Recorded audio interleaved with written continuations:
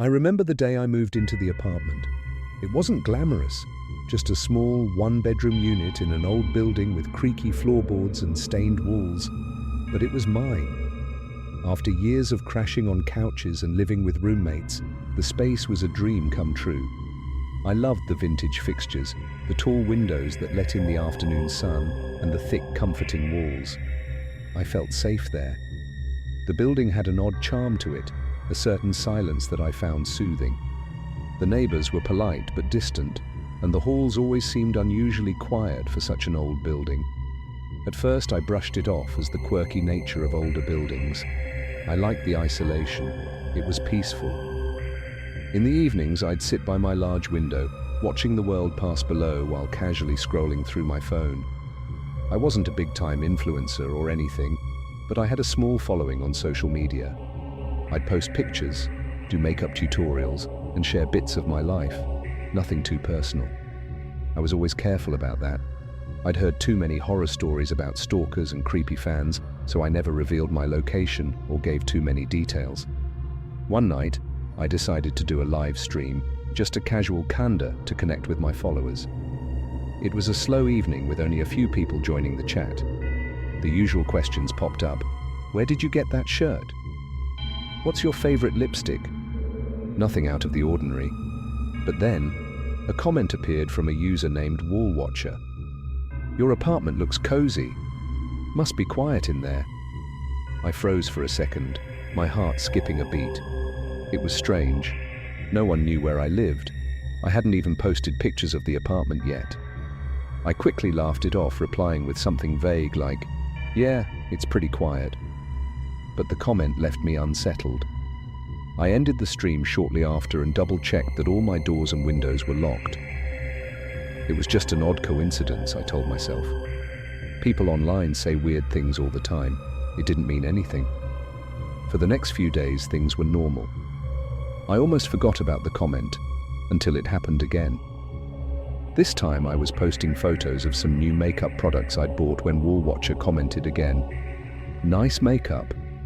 I like the way your living room looks in the background." The living room? My stomach dropped. The photo I posted didn't show any part of my living room. There was no way this person could have seen it. I looked around, feeling the weight of the silence in the apartment pressing in on me. I didn't respond. I didn't want to engage with whoever this was. Later that night, I lay in bed, staring at the ceiling, every creak and groan of the building suddenly making me hyper-aware of my surroundings. I tried to reason with myself. Maybe someone hacked into my camera or saw something in a reflection I hadn't noticed. But the feeling of being watched, of someone knowing more about me than they should, lingered. Days passed without any more strange comments, and I slowly let my guard down. I had almost convinced myself it had all been in my head. But then, while getting ready for another live stream, my phone buzzed. "Are you going live soon? Can't wait to see the new view from your window," the message from Wall Watcher read. My blood ran cold. How did they know about the view from my window?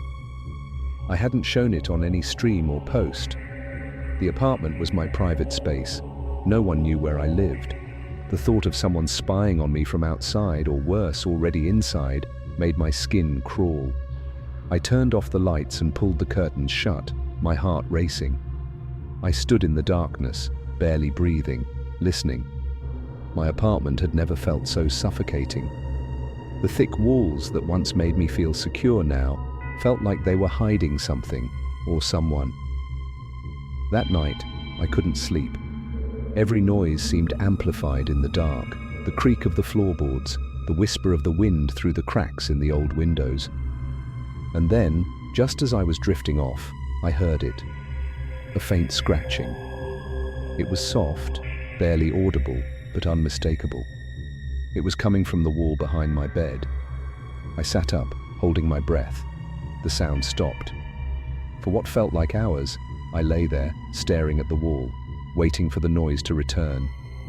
When it didn't, I convinced myself it was just the old building settling. But deep down, I knew something was wrong. The next day, I called maintenance to check for mice or pests in the walls. but they found nothing. I even joked about it being haunted, trying to laugh off my unease. But that night, the scratching came back, louder this time, more deliberate. I moved to the living room couch, curling up with a blanket, hoping the noise wouldn't follow me. But as I lay there in the dark, I heard it again. This time it wasn't scratching. It was faint, but it was unmistakably the sound of breathing, coming from inside the walls. I bolted up, my heart hammering in my chest. I stood in the middle of the living room, too scared to move. The walls seemed to close in around me, the breathing continuing, slow and deliberate. I wasn't alone. I could feel it. I ran to the door, grabbing my phone, and as I fumbled with the lock, a notification popped up on the screen. Wall watcher. Leaving so soon? We're just getting started. I dropped the phone, my hands trembling. The breathing stopped, and then, from behind me, a whisper. I've been watching you.